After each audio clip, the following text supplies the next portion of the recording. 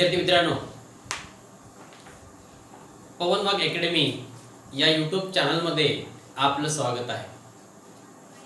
विद्यार्थी मित्रांनो, आज आपण कुमार भारती मराठी इयत्ता 9वी या पाठ्यपुस्तकातील आज आपल्याला 16व्या क्रमांकाची जी कविता आहे, ज्या कवितेचं नाव आहे वनवासी, ही कविता आज आपल्याला आजच्या या व्हिडिओच्या माध्यमातून आज आपल्याला अभ्यासायची आहे।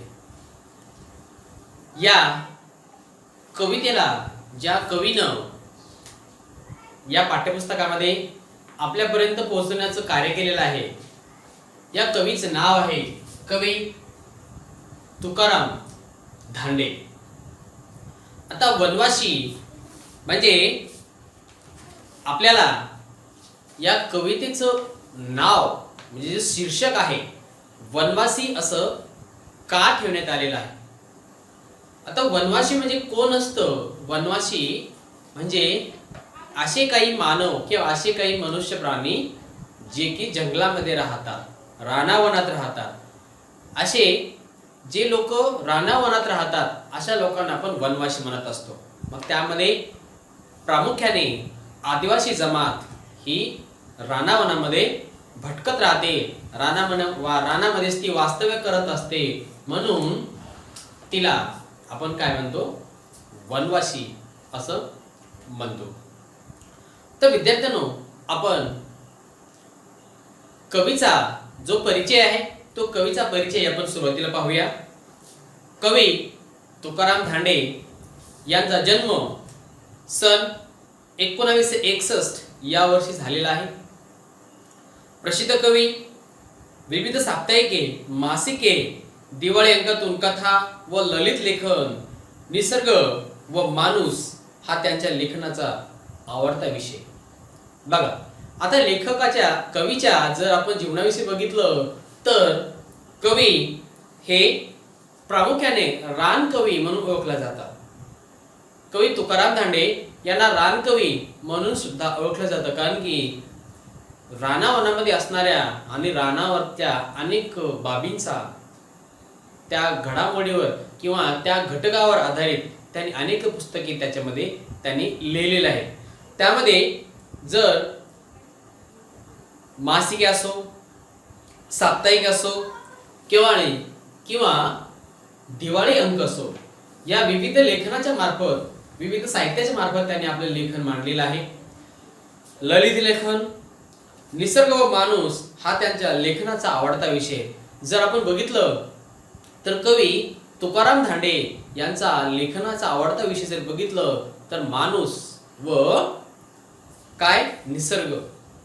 माणूस व निसर्ग या दोन गोष्टीवर आधारित कवींनी आपलं लेखन हे प्रामुख्याने मांडलेलं आहे। वळीव हा कविता संग्रह त्यांचा प्रसिद्ध आहे। आपल्याला या कवितेची जी मध्यवर्ती कल्पना आहे, ती मध्यवर्ती कल्पना जर बघितलं तर आदिवासी, त्यांचे डोंगर दऱ्यातील जीवन, निसर्गविषयीचे प्रेम व त्यामधील अतूट नाटे यांचे वर्णन प्रस्तुत कवितेतून कवीने केलेलं आहे। बघा, आता आपण या कवितेची जर मध्यवर्ती कल्पना बघितली तर आपल्याला काय दिसतं? या कवीने आपल्याला आदिवासी व त्यांच्यासोबत, आदिवासी सोबत ज्या डोंगर दऱ्या कोपऱ्यामध्ये राहणारे जे लोक आहेत त्यांचं जीवन, त्याचबरोबर निसर्ग आणि निसर्गाविषयीचा जो प्रेम आहे, यामध्ये निसर्ग आणि निसर्गाविषयीचं प्रेम आणि त्यामध्ये राहणारे जे डोंगर दऱ्यामध्ये जीवन व्यतीत करणारे लोक आणि त्यांच्यासोबत त्यांच्या निसर्गाचं नातं हे कशा पद्धतीचं आहे, हे आपल्याला या कवितेतून कवीने आपल्याला मांडलेलं आहे। आपल्याला ही जी कविता आहे वनवासी, ही कविता वळीव या कविता संग्रहातून घेतलेली आहे। जे कवीचं प्रसिद्ध कविता संग्रह आहे वळीव, या कविता संग्रहातून कवीने ही वनवासी कविता घेतलेली आहे। आपण जर कवितेचं वाचन केलं तर बघा आपल्याला काय सांगते, आम्ही डोंगर राजाची पोर कळसू आई, आम्ही डोंगर राजाची पोर कळसू आईची, आम्ही उघडे बोडकी बाळ परवरा आईची, बाळ परवरा माईची, घेऊ हाताव भाकर वर भाजीला भोकर, खाऊ खडकाव बसून देव खुशीत ढेकर, खेळू टेकती खेळू टेकडी भवती, पळू वाऱ्याच्या संगती, वर पांघरू आभाळ लोळू पृथ्वीवरती, आम्ही वाघाच्या लवणाचे, आम्ही वांदार नळीचे, गाव वहाळ पल्ल्याड, आम्ही उंबर माळीचे, बसू सूर्याचं रुसून, बसू सूर्याचं रुसून, पहू चंद्राक हसून, बोलू वाज तिकड्यांशी, नाचू घोंगडी नेसून, डोई आभाळ पेलीत, डोई आभाळ पेलीत, चालू शिवाच्या चालीत, हिंडू झाडा कड्यावरी, हिंडू झाडा कड्यावरी, बोलू पक्ष्यांची बोलीत, आम्ही सशाच्या वेगानं जाऊ डोंगर यंगून, हात लावून गंगना येऊ चांदण्या घेऊन. बघा असं या कवितेमधून, कवितेच्या वाचनावरून आपल्याला लक्षात येतं की कवीला निसर्गामध्ये जी जमात किंवा निसर्गामध्ये जी आदिवासी जमात, जे आदिवासी आहे यांचं जीवन निसर्गामध्ये जगत असताना त्यांचं आणि निसर्गाचं किती घनिष्ठ नातं आहे, हे निसर्गाचं आणि आदिवासी जमातीचं किंवा आदिवासी व्यक्तीचं, रानावनात असणाऱ्या व्यक्तीचं जीवन आणि त्या निसर्गामध्ये असणाऱ्या विविध घटकांचं, विविध प्राण्यांचं, वेलीचं, पशुचं, पक्षीचं, दऱ्याखोऱ्यांचं जे नातं आहे, त्या व्यक्तीशी नातं कसं आहे आणि त्या व्यक्तीशी नातं एकदम घनिष्ठ नातं असल्यामुळं ते व्यक्ती तेथील असणाऱ्या घटकांना आपलं कसं मानतात, आपलंसं कसं मानतात, हे आपल्याला प्रस्तुत कवितेतून आपल्याला कवीनी या कवितेच्या मार्फत सांगितलेलं आहे. आता आपण जर कवितेचं भावार्थ लक्षात घेतलं तर पहिली ओळ काय म्हणते बघा, आम्ही डोंगर राजाची पोर कळसू आईची. आम्ही डोंगर राजाची, जो आमचा डोंगर आहे तो आमचा राजा आहे, आम्ही या डोंगर राजाला, या डोंगराला आमचा राजा मानतो आणि जी कळसू आई आहे, या कळसू आईची आम्ही पोरं आहोत, ही आमची आई आहे. आता कळसू म्हणजे कोण? आता कळसू हे महाराष्ट्रातील सर्वात उंच शिखर म्हणून कळसूबाई या शिखराचं नाव आपण प्रामुख्याने घेतो. महाराष्ट्रामध्ये सर्वात उंच शिखर ज्या शिखराला म्हणतो आपण ते शिखर म्हणजे कळसूबाई शिखर. आता हे जे लोक आहेत, हे लोक या कळसूबाई शिखराच्या परिसरामध्ये त्या वातावरणात असणारे, वास्तव्य करणारे लोक आहेत. प्रामुख्याने आता महाराष्ट्रामध्ये असे लोक अनेक जिल्ह्यात राहतात. जे आदिवासी जर जमात बघितली तर आदिवासी जमात ही महाराष्ट्रामध्ये अनेक जिल्ह्यामध्ये सापडतात. जर बघितलं आपण नंदुरबार बघितला, गडचिरोली बघितला, याच्यामध्ये आपल्याला नक्षलवादी म्हणा किंवा आदिवासी लोक आपल्याला चंद्रपूर जिल्ह्यामध्ये अनेक आदिवासी आपल्याला पाहायला मिळतात. तसंच आपल्याला या कळसूबाई शिखराच्या या परिसरामध्ये अनेक जमात, अनेक आदिवासी लोक त्या ठिकाणी वास्तव्यात आहेत आणि त्या शिखराच्या भोवती असणारे जे लोक आहेत आणि तेथील जी राहणीमान आहे, मग तेथील राहणीमान, तिथं सगळं त्या शिखराच्या अनेक गोष्टी, जे तेथील घटक आहेत, मग तिथे वेली आहेत, पशु आहेत, पक्षी आहेत, प्राणी आहेत, दरी आहेत, डोंगरे आहेत, शिखर आहे, या विविध घटकांना हे लोक आपलंसं मानलेलं आहे. म्हणून सुरुवातीलाच ते काय म्हणतात की आम्ही डोंगर राजाची पोरं कळसू आईची, आम्ही कळसू आईची पोरं आहोत. आमचा राजा जो आहे हा आमचा डोंगर आहे. म्हणजे कोणता? जो शिखर आहे तो शिखर आमचा डोंगर आहे, आमचा राजा आहे. आणि आम्ही कळसू आईची पोरं आहोत. आमची आई ही कळसू आई आहे. आमची आई कोण आहे? आमची आई ही कळसूबाई आहे. म्हणजे कळसूबाई म्हणजे कोणतं? कळसूबाई शिखर जे आहे ती कळसूबाई शिखर सर्वात उंच शिखर जे महाराष्ट्रामध्ये आपण सांगितलं जातं. बघा, आम्ही उघडी बोडकी बाळ परवरा माईची. बघा, आम्ही उघडी बोडकी आहोत. जर बघितलं तर आदिवासी जमातीमध्ये वेगवेगळ्या ठिकाणी जर बघितलं तर आदिवासी जमातीमध्ये पूर्ण अंग भरून वस्त्र वापरत नाहीत. त्यांचे विविध वेशभूषा त्यांच्यामध्ये आपण पाहायला मिळतो. जर आपण या चित्रामध्ये जर बघितलं तर हे दोन मुलं आपल्याला जे चित्रामध्ये दिसत आहेत, या दोन मुलांनी फक्त आपल्या कमरेभोवती एक धोती प्रकाराचा पांढरा कपडा त्यांनी गुंडाळलेला आहे. पण जर कमरेच्या वर बघितलं तर त्यांच्या अंगावर अजिबात कपडे नाही. याचाच अर्थ काय? ते उघडी बोडकी असतात, त्यांच्या अंगामध्ये वस्त्र नसतात. बघा, आपण इथं बोडकी म्हणजे अंगावर वस्त्र नसलेले असा शब्द दिलेला आहे. शब्दाचा अर्थ आपण दिलेला आहे. उघडी बोडकी म्हणजे काय? ज्या व्यक्तीच्या अंगामध्ये वस्त्र नसणे, निर्वस्त्र असणे म्हणजेच काय? उघडी बोडकी. आदिवासी जमातीमध्ये अनेक जमात आपण बघितलं आणि प्रामुख्याने या कळसूबाई शिखराच्या परिसरामध्ये महादेव कोळी जमातीचे लोक राहतात. या कळसूबाई शिखराच्या परिसरामध्ये जे लोक वास्तव्य करतात, जे आदिवासी जमात त्या ठिकाणी राहते, ते जमात जर बघितली तर ते महादेव कोळी जमात त्या ठिकाणी पाहायला मिळतात. आणि या जमातीमध्ये जर त्यांचं वेशभूषा बघितली तर वेशभूषा त्यांच्या अर्धनग्न म्हणजे त्यांच्या कमरेच्या भोवती फक्त एखादी कपडा गुंडाळलेला असतो आणि बाकी पूर्ण शरीर त्यांचं उघडं असतं. हे त्यांचं वेशभूषा. म्हणून आम्ही उघडी बोडकी बाळ प्रवरा माईची. आता परवरा म्हणजे काय? बघा, परवरा म्हणजे प्रवरा, जी प्रवरा नदी आहे. आता प्रवरा जी नदी आहे ती प्रवरा नदी ती त्या कळसूबाई शिखराच्या बाजूलाच आहे. आणि जर प्रवरा नदी बघितली तर आपल्याला काय सांगता येईल की जो भंडारदरा धरण आहे, भंडारदरा धरण, हा भंडारदरा धरणावरती, या धरणावर आता जो भंडारदरा धरण आहे हा धरण कुठं आहे? या प्रवरा नदीवरच आहे. जो प्रवरा नदी आहे या प्रवरा नदीवरतीच जर बघितलं तर हा भंडारदरा धरण आहे. आणि या भंडारदरा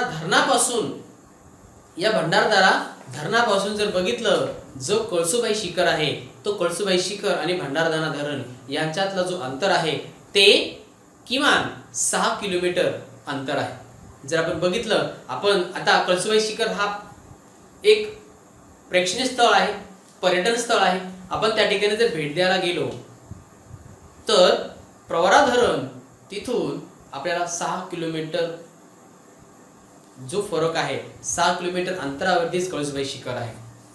कारण हा भंडारदरा धरण हा जो आहे तो प्रवरा नदीवरच आहे. आता यामध्ये जर बघितलं तर हा जो शिखर आहे कळसूबाई शिखर हा सह्याद्री पर्वत रांगेतील सर्वात उंच शिखर आहे. सह्याद्री पर्वत रांगेतील हा सर्वात उंच शिखर आहे आणि भंडारदरा येथील हा कळसूबाई शिखर आहे. जो भंडारदरा त्या ठिकाणी धरण आहे, या धरणाच्या बाजूलाच हा जो शिखर आहे तो कळसूबाई शिखर आपल्याला या ठिकाणी सांगता येईल. आणि या जमातीमध्ये या भंडारदरा या कळसूबाई शिखराच्या आजूबाजूला जे लोक राहतात ते लोक हे आपल्या काय म्हणतात की आम्ही उघडी बोडकी, त्या ठिकाणी आदिवासी जमात असल्यामुळे त्यांच्या अंगावर परिपूर्ण कपडे नसतात, ते अर्धे उघडे असतात. म्हणून आम्ही उघडी बोडकी बाळ परवरा माईची. आमची जी माय आहे ती कोण आहे? ही प्रवरा आहे. ही प्रवरा आमची माय आहे आणि आमची कळसूबाई ही आमची आई आहे. आम्ही त्याला माता म्हणतो. जी प्रवरा आहे ती आम्ही त्याला माता म्हणतो.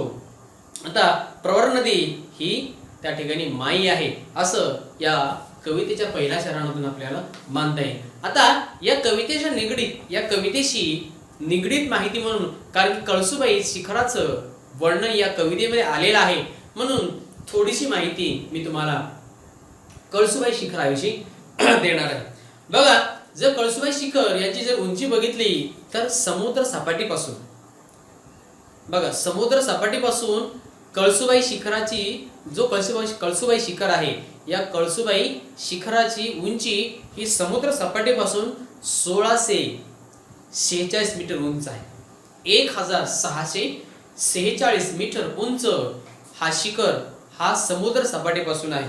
आणि त्या शिखराच्या पायथ्याशी जो गाव आहे, कळसुबाई शिखराच्या पायथ्याशी जो गाव आहे, ज्याचं नाव आहे बारी गाव.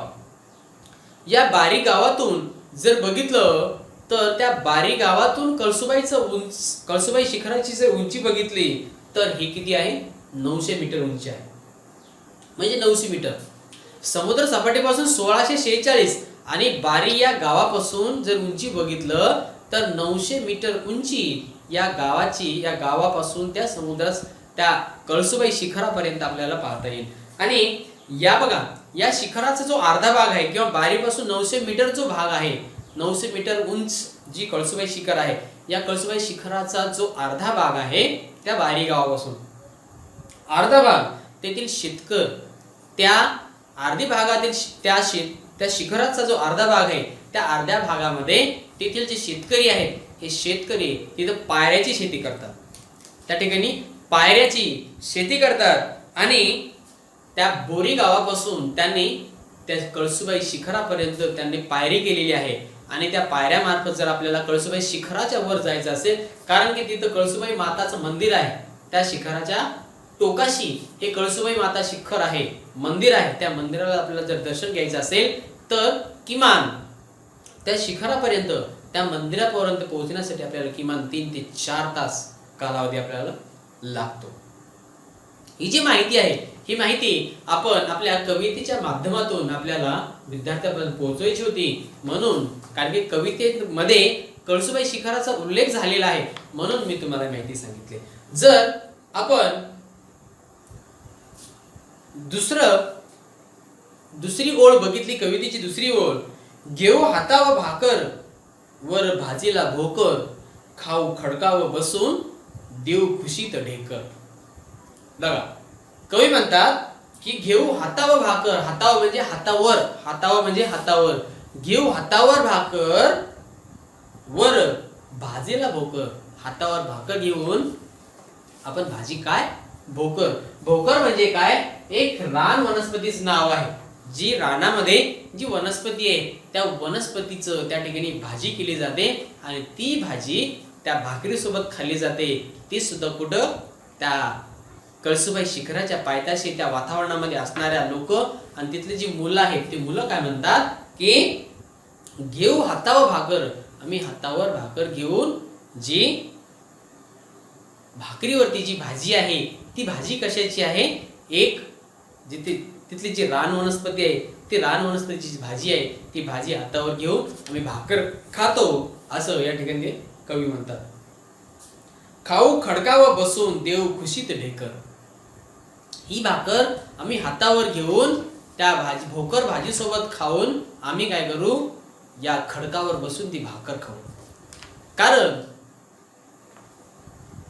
ते दरी डोंगरात राहत असताना त्या ठिकाणी त्यांना अनेक वेगवेगळ्या प्रकारच्या वस्तू त्या ठिकाणी सापडतात. मग कधी त्यांना सपाट पृष्ठभाग सापडतो, कधी खडक सापडतात, कधी पाण्याच्या शेजारी त्यांना अनेक वेगवेगळ्या ठिकाणी त्यांना असे भाकर खाण्यासाठी ठिकाण सापडतात. मग त्यामधला एक ठिकाण त्यांना सापडला म्हणजे कोणतं? खडक. ते म्हणतात की आम्ही हातावर भाकर घेऊ, त्या भाकरवरती भोकरची भाजी घेऊ आणि आम्ही काय करू? एका खडकावर बसून खुशीत आम्ही तो खडकावर बसून ती भाकर खाऊ आणि भाकर खाल्यानंतर आम्ही खुशीमध्ये ढेकर देऊ. बघा, ढेकर म्हणजे काय? जेव्हा एखाद्या व्यक्तीचं जेवण पूर्ण होतं, जेवण पूर्ण झाल्यानंतर पोटातील जी वायू, आपल्या पोटातील वायू जी बाहेर येते, तोंडाच्या मार्फत जी बाहेर येते आणि मध्ये जो आवाज निर्माण होतो त्याला आपण ढेकर म्हणतो. मग ढेकर हे मुलं म्हणतात की आम्ही भाकर त्या भाकरीवरती भोकरची भाजी घेऊ आणि भोकरची भाजी खाल्यानंतर या खडकावर बसून आम्ही खाऊ आणि आनंदाने ढेकर देऊ, कारण की आम्ही या परिसरामध्ये राहतो आणि या परिसरामधली जी कळसुमाई आहे ती कळसुमाई आमची आई आहे आणि प्रवरा जी नदी आहे ती प्रवरा आमची काय आहे, माई आहे, असं या ठिकाणी आपल्याला कवी आपल्याला या कवितेच्या दुसऱ्या चरणातून सांगतात. पुढे जर बघितलं तर काय म्हणतात पुढं, खेळू टेकडी भवती पळू वाऱ्याच्या संगती वर पांघरू आभाळ लळू पृथ्वी वरते. बघा, आम्ही या टेकडी भोवती आम्ही मनमुराद मनसोक्त आनंदाने खेळू आणि जी वारा, कारण की त्यांना पळण्यासाठी जी वाऱ्याची गती आहे त्या वाऱ्याच्या गतीसोबत आम्ही पळू, जी आमची धावना आहे. आम्ही जी या ठिकाणी म्हणतात की खेळू टेकडी भोवती, आम्ही टेकडी भोवती खेळू, कारण त्या ठिकाणी त्यांचं जीवन त्या शिखराच्या पायथ्याशी त्यांचं जीवन असल्यामुळं, निसर्गात ते राहत असल्यामुळं त्यांचं कोणासोबत खेळणं असतं, टेकडी सोबतच, त्या टेकडीच्या अवतीभोवती त्यांचं खेळणं असतं. म्हणून खेळू टेकडी भोवती पळू वाऱ्याच्या संगती, वाऱ्याच्या संगती जो वारा आहे, ज्या वाऱ्याची जी गती आहे त्या गतीसोबत आम्ही पळू, वर पांघरू आभाळ, आम्हाला पांघरायला काय आहे की एवढा मोठा आकाश आहे, एवढा निरभ्र आकाश आहे, हा संपूर्ण आकाश आम्ही आमच्या अंगावर पांघरू आणि जी पृथ्वी माता आहे, जी भूमाता आहे, या पृथ्वीवरती आम्ही मनसोक्त आनंदाने आम्ही काय या ठिकाणी लोळू, असे या ठिकाणी सांगतात. आम्ही वाघाच्या लवणाचे, आम्ही वांदार नळीचे, गाव वहाळा पल्याड, आम्ही उंबर माळीचे. आम्ही वाघाच्या लवणाचे. आता वाघाच्या लवणाचे म्हणजे काय बघा, आता वाघाचे लवण म्हणजे वाघाची वस्ती, ज्या ठिकाणी वाघाची वस्ती आहे, ज्या ठिकाणी वाघ तिथं वस्ती करून राहतात, त्या वाघाच्या लवणाचे म्हणजे आमचं जो आणि वाघाचं जो नातं आहे, आमचं आणि वाघाचं नातं एक मित्र मैत्रिणीचं नातं आहे. आम्हाला या वाघापासून काही धोका नाही आणि त्या वाघाला आमच्यापासून काही धोका नाही, म्हणून आम्ही या वाघाच्या वस्तीचे आहोत. आम्ही वांदार म्हणजे काय, वांदार जर बघितलं तर या ठिकाणी एक शब्द आपल्याला आलेला आहे, वांदार. वांदार म्हणजे काय, वानर. या ठिकाणी आपण बघू, वांदार म्हणजे काय, वानर किंवा माकड किंवा वांदार. आम्ही वांदार नळीचे, म्हणजे आम्ही माकडाच्या जातीचे आहोत. आम्हाला या जंगलामध्ये आम्हाला कोणताच प्राणी आमच्या जीवाशी उठत नाही किंवा आम्हाला कोणत्याच प्राण्याचा आमच्या जीवाला काही धोका नाही. आम्ही वाघ वस्तीचे आहोत, पण आम्हाला अजिबात काही कोणापासून धोका नाही. गाव वहाळा पल्याड. आता वहाळा म्हणजे काय, वहाळा म्हणजे ओढा. आमचा जो गाव आहे त्या ओढ्याच्या पल्याड आहे, पल्याड म्हणजे पलीकडं. आमचं जो गाव आहे, आमची जी वस्ती आहे, आमची वस्ती जशी वाघाची वस्ती आमची आहे, तसं आमचं जो गाव आहे तो गाव आमच्या त्या ओढ्याच्या पलीकडे आहे. आम्ही उंबरमाळीचे. उंबरमाळ म्हणजे काय, उंबराची झाड आणि जिथं असतात, ज्या ठिकाणी उंबराचे झाड असतात आणि ज्याला उंबराचं रान म्हणतो त्याला आपण काय म्हणतो, उंबरमाळीचे. आम्ही उंबरमाळीचे. आमचा जीवन हे सगळं रानामध्ये जातो, म्हणून येथील वनस्पती, येथील पक्षी, येथील पशु यांचं आणि आमचं नातं एक घनिष्ठ आहे. आम्हाला पक्ष्यांनी आम्हाला कोणती इजा पोहोचत नाही आणि आम्ही त्या पक्षाला कोणती इजा पोहोचत नाही. आम्ही निसर्गात राहणारे सर्व आहोत, म्हणून आम्हाला एकमेकापासून अजिबात धोका नाही. आम्ही वाघाच्या वस्तीमध्ये सुद्धा राहतो, आम्ही माकडाच्या सोबत सुद्धा राहतो, आम्ही नाल्याच्या पलीकडे राहतो आणि आम्ही उंबराच्या झाडाच्या माडामध्ये सुद्धा राहतो, असं आपल्याला कवितेच्या या चौथ्या चरणातून आपल्याला सांगता येईल. जर पुढचं चरण बघितलं, वसू सूर्यास रुसून पहू चंद्राक हसून बोलू वाज तिकडांशी नाचू घुंगडी नेसून. आम्हाला फक्त सूर्याचा राग असा आहे, सूर्यासोबत आम्ही रुसून बसतो, कारण हा सूर्य जी आग ओकतो, जो उष्ण आमच्या अंगावर टाकतो, त्याच्यामुळे आमच्या शरीराला त्रास होतो. म्हणून आम्ही काय करतो, आम्ही या सूर्यासोबत रुसून बसतो.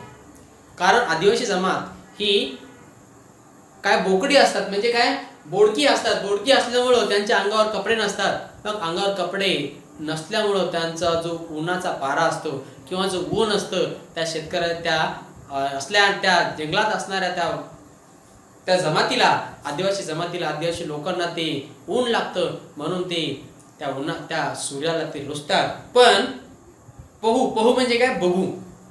पहू म्हणजे बघा या ठिकाणी पहू शब्द दिलेला आहे. पहू म्हणजे बघू. आम्ही चंद्राकडं, जसं सूर्याकडं आम्हाला रागाने बघावं लागतं किंवा आम्ही सूर्यापासून आम्ही रुसून जर बसलो तरीही आम्ही चंद्राकडं हसून बघतो. आम्हाला चंद्राकडे बघून हसावं येतं. कारण आम्हाला रात्री बोलू वाज तिकिटांशी, जे तिकिटांशी म्हणजे काय, आकाशातील 3 नक्षत्रांचा जो समूह आहे त्याला तिकीड म्हणतात. तिकिटांशी म्हणजे काय, आकाशातील 3 नक्षत्रांचा समूह, त्याला आपण तिकिटांशी म्हणतो. बोल वाज तिकिटांशी आणि नाचू घुंगडी नेसून. आम्ही घुंगडी नेसून आम्ही नाचतो. कारण की आदिवासी जमात विविध त्यांचे नृत्य त्यांच्या जमातीमध्ये वेगवेगळे नाच किंवा नृत्य हे त्यांच्यामध्ये असतात. मग घोंगडी म्हणजे काय, लोकराचा जो कापड असतो जाड, त्याला आपण घोंगडी म्हणतो. आम्ही घोंगडी नेसून आम्ही चांदण्या रात्रीमध्ये आपण आकाशाकडे आम्ही बघत असतो आणि आम्ही नाचत असतो, असं आपल्याला सांगता येईल. डोई आभाळ पेलीत चालू शिवाच्या चालीत, हिंडू झाडाकड्यावरती बोलू पक्ष्यांच्या बोलीत. आम्ही डोई म्हणजे काय, डोक्यावर. आम्ही डोक्यावर हा आभाळ झेलत चालतो. आमच्या डोक्यावर जो आभाळ आहे तो आभाळ आम्ही आमच्या डोक्यावर झेलत चालतो. आणि त्यासोबत चालतो तर कसं चालतो की सिंहाच्या चालीमध्ये. जो शिवा म्हणजे काय, सिंहाच्या चालीमध्ये जसं सिंह चालतं त्या सिंहाच्या चालीमध्ये आम्ही चालतो. हिंडू झाडाकड्यावरती. हिंडू झाडा, आमचं जे हिंडणं असतं, जे चालणं असतं ते झाडामध्ये, कड्या कोपऱ्यामध्ये आमचं चालणं असतं. आणि आमची जी बोली असते ती बोली एक पक्षी, जो पक्ष्यांची जी बोली आहे त्या पक्ष्यांच्या बोलीसारखं आमचं बोलणं असतं. आम्ही पक्ष्याच्या बोलीसारखं काय करत असतो, आम्ही बोलत असतो, असं या ठिकाणी आपल्याला सांगता येईल. आम्ही सस्यांच्या वेगानं जाऊ डोंगर यंगून, हात लावून गंगना येऊ चांदण्या घेऊन. आम्ही सिंहासारखं चालतो. आम्ही आभाळाला डोक्यावर झेलतो. आम्ही सिंहासारखं चालतो. आम्ही काय करतो की कड्या कपरीमध्ये चालतो आणि चांदण्या रात्री आम्ही नाचत असतो. आणि जी पक्षाची बोली आहे ती पक्षाची बोली आम्ही बोलत असतो. त्याचबरोबर जी आमची गती आहे ती गती आम्ही कशी, सशाच्या गतीने आम्ही काय करतो, सशाच्या वेगाने आम्ही चालत असतो. आम्ही सशाच्या वेगानं जाऊ डोंगर यंगून म्हणजे काय, यंगून म्हणजे चढून. आम्ही डोंगर कसं चढतो, जसं ससा ज्या गतीनं ज्या वेगानं डोंगर चढतो त्या वेगाने आम्ही हा जो डोंगर आहे, आमचा हा जो डोंगर आहे, जो कळसुबाई शिखर आहे, तो कळसुबाई डोंगर आम्ही काय करतो, सशाच्या गतीनं आम्ही चढतो. हात लावून गंगना, आम्ही या गगनाला हात लावून काय करतो, गंगना म्हणजे काय, आकाश. गंगना म्हणजे आकाश. मग हात लावून गंगना, या आकाशाला हात लावून आम्ही चांदण्या घेऊन परत येऊ चांदण्या घेऊन. सशाच्या गतीने आम्ही चढत असतो या डोंगराला जी सशाची गती चढत असते, जसं ससा या डोंगराला जसं चढत असतो तसंच सशाच्या गतीने आम्ही हा डोंगर चढतो आणि जाऊन आभाळाला हात लावून तो आभाळ आम्ही काय करत असतो, सोबत या आभाळातील असलेल्या त्या चांदण्या आम्ही सोबत घेऊन येतो. असं या कवितेच्या मार्फत आदिवासी जमाताची, या कळसुबाई शिखराच्या पायथ्याशी असणाऱ्या त्या वातावरणासोबत असणाऱ्या तिथल्या आदिवासींची जी व्यथा आहे आणि त्यांचं आणि त्या रानावनाचं, तिथल्या वेलीचं, तिथल्या झाडांचं, तिथल्या दऱ्या कपाऱ्यातलं जे नातं, या आदिवासींसोबत जो नातं आहे तो नातं आपल्याला या कवितेच्या माध्यमातून कवीनी आपल्या समोर मांडलेलं आहे. तर विद्यार्थ्यांनो, अशा प्रकारची ही कविता होती. अत्यंत छान ही कविता आपल्याला कवी तुकाराम धांडे यांनी आपल्यासमोर आणलेली आहे. आपण ती माझ्या परीने मी चांगल्या पद्धतीने मी स्पष्ट करण्याचा प्रयत्न केला. मला आशा आहे की तुम्हाला ही कविता आवडली असेल. जर तुम्हाला आवडली असेल तर या व्हिडिओला लाईक करायला विसरू नका आणि आपल्या मित्रांमध्ये शेअर करायला विसरू नका. आणि जर तुम्ही आमच्या पवन वाघ अकॅडमी या यूट्यूब चॅनलवर जर नवीन असाल तर या यूट्यूब चॅनलला सबस्क्राईब करायला विसरू नका. त्याचबरोबर PWA लाईव्ह या पण यूट्यूब चॅनलला सबस्क्राईब करायला विसरू नका. पाहत रहा पवन वाघ अकॅडमी यूट्यूब चॅनल. धन्यवाद.